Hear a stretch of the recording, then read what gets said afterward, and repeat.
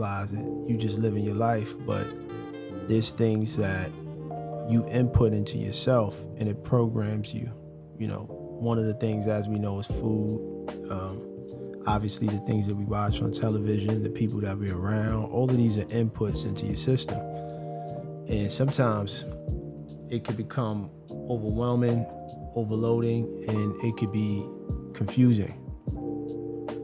And so if you're wise enough, you don't go to the world to solve problems.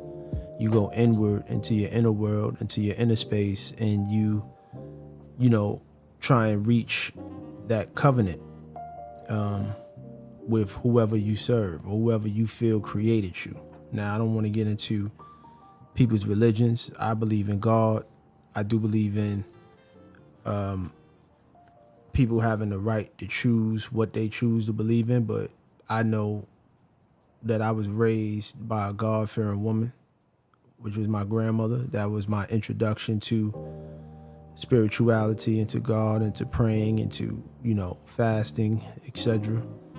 But along the way, as I became a man and, living life, I lose the path because nobody's perfect, but every so often you need a tune-up, to get yourself back in alignment. And the only thing that could really tune you up, from my vantage point and from my experience, is going into covenant with God. So I want to talk a little bit about that and kind of give you some pretense to it. So a lot of people who know me on a personal side, they may think that I have things figured out. A lot of people come to me for insight and advice. And I appreciate that because I have lived, pretty decent life, and I've experienced a lot of different things. And for the most part, I learned a lot. I'm still growing, still learning. But sometimes I don't have the answers. So who do I go to when I need the answers on certain things, or when I need peace of mind or peace of my heart? So I can't go to no person because nobody knows what they're doing. Everybody is living in their own world, in their own head. There's no way that a person could fully advise me the way that I can get the advice that I need and the guidance that I need when I go into the covenant.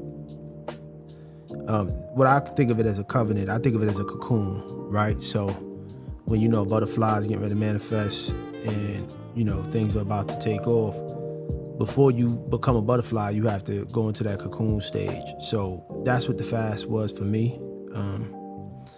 I was going through a lot of decision making with everything that I was doing. I started a new job with the tech space and cybersecurity and IT analyst. So, God has blessed me with a better opportunity, way more money, way more,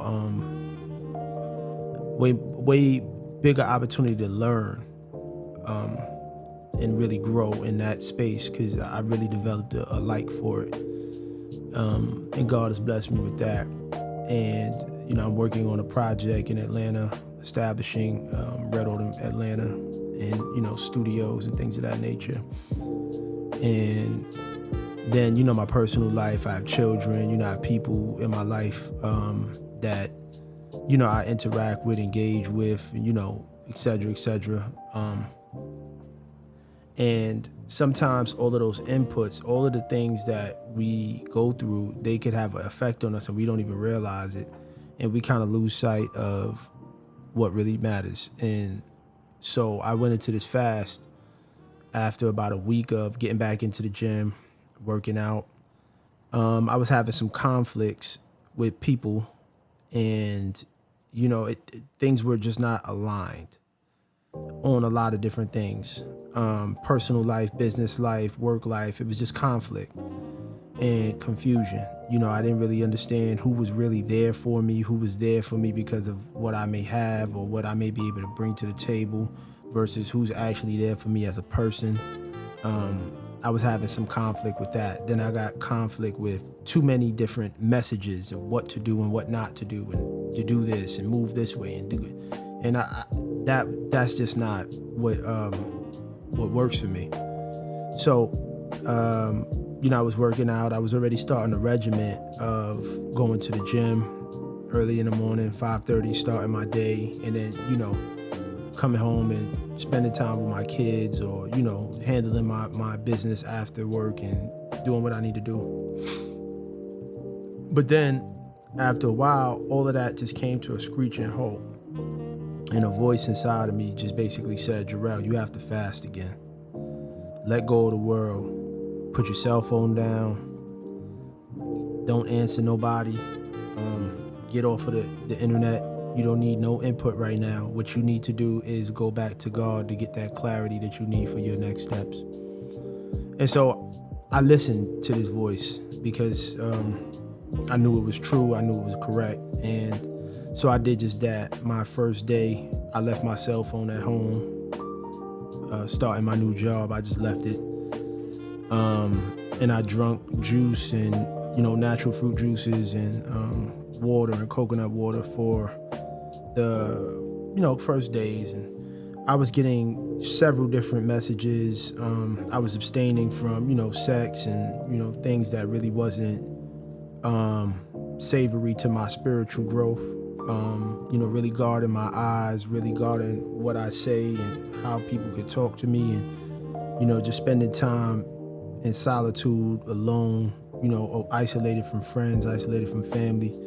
And just, you know, I would go see my kids, but it would just be for a couple of, you know, hours or whatever. And then, you know, I'm back to where I need to be. And I got a lot of revelations, a little bit too much for this episode, but let's just say that a lot of the questions that I had for the people, places, and things in my life were answered. And what I came to the conclusion was that I have to draw a line in the sand. And what that means is that after this process and getting what I needed to get from this process, certain people are not going to be able to go with me on to my next steps and to my next journey. And coming to that conclusion and being okay with that was very important for me, because that's just a demonstration to me, from my vantage point, of growth. You know, what I desired and what I wanted when I was a young man changed. It changed. As I got older, I started to have more experiences and get